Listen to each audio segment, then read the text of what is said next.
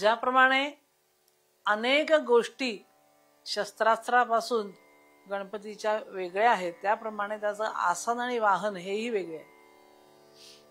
आसन सोपं आहे. आम्ही आमच्या शिबिरातल्या मुलांना विचारलं, काय रे गणपतीचं आसन कुठलं आहे? तो म्हणला टेबल. म्हटलं टेबल? तो म्हणे आमच्या घरात टेबलावरच ठेवतात गणपती. सर्वसामान्यतः चौरंगावर गणपती ठेवला जातो. चौरंग हे त्याचं अधिकृत आसन आहे. म्हटलं वाहन कुठलं आहे? आमची गाडी आहे म्हणला, आम्ही गाडीतनं घेऊन येतो त्याला. असं म्हणणं काही चुकीचं नाहीये. त्याला जे दिसतंय ते तो सांगतोय. गणपतीची अनेक आसन आहेत बरं का. त्याचा जो पहिला अगदी अवतार आहे महोत्कट विनायक, कश्यप आदितीचा मुलगा, त्याचं वाहन आहे सिंह वाहन.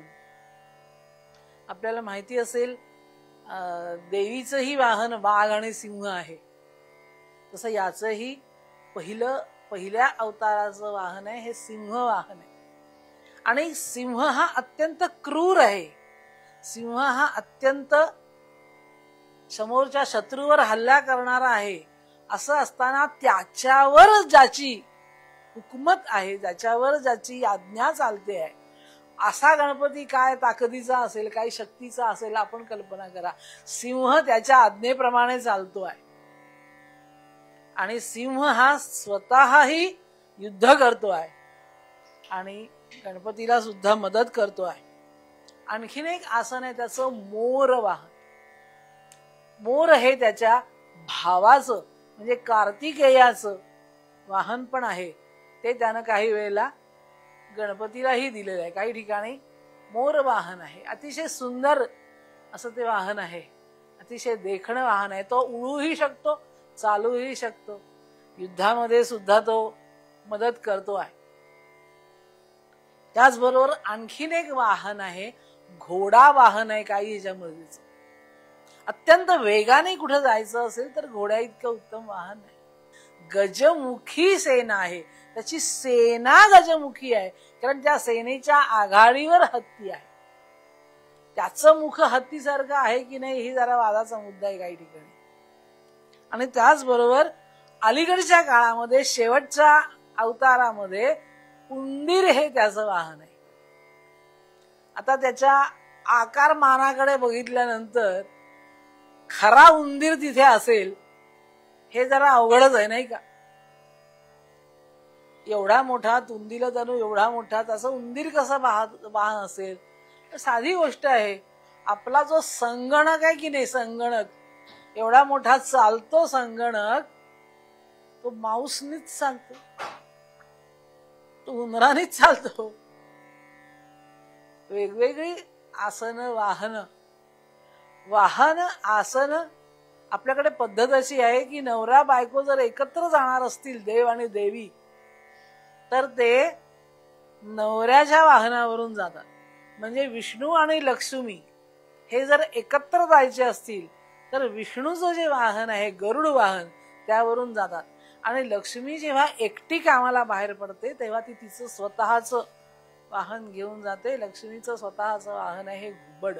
म्हणून लक्ष्मीला एकटीला कधीही बोलवत नाहीत, कारण ती आली की घुबड दारात ठेवून घरात येते.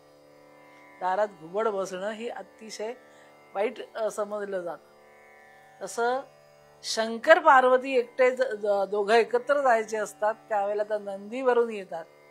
आणि पार्वती जेव्हा एकटी जात असते तेव्हा ती तिचं वाहन वाघ किंवा सिंह, शेरावाली मा, त्याच्यावरनं येते. सरस्वतीचं वाहन, सरस्वती बऱ्याच ठिकाणी हंस हे तिचं वाहन आहे.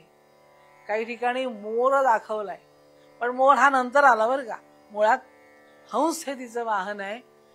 एकदा राजा रवी वर्माने फार सुंदर चित्र काढलं, पण त्याची एक बाजू मोकळी होती म्हणून तिथे त्यांनी मोर रंगवला. तर लोकांना असं वाटलं की मोर हे तिचं वाहन आहे, म्हणून सगळ्यांनी तिला नंतरच्या काळात मोर वाहन दिलं. खरं तिचं वाहन हंस आहे. सगळ्या देवांचे वेगवेगळी वाहन आणि आसनं आहेत आणि ते प्रत्येकाचं त्याच्या त्याच्याप्रमाणे आहे. ती गणपतीची ही चार किंवा 5 वेगवेगळ्या अवतारामध्ये वेगवेगळी वाहनं, वेगवेगळी आसनं आहेत, पण प्रत्येक वेळेला त्याचं काम तेच आहे, युद्ध करायचं आणि दुष्ट राक्षसांना ठार मारायचं, सज्जनांचं संरक्षण करायचं, दुष्टांचा नाश करायचा. सगळ्या देवांचं सगळ्या अवतारांमध्ये हेच काम आहे. आणि म्हणून त्यांची आसनं आणि वाहनं कितीही वेगळी असली तरी ह्या कामासाठी ते पुन्हा पुन्हा अवतार घेत असतात आणि दुष्टांचा नाश करत असतात. धन्यवाद.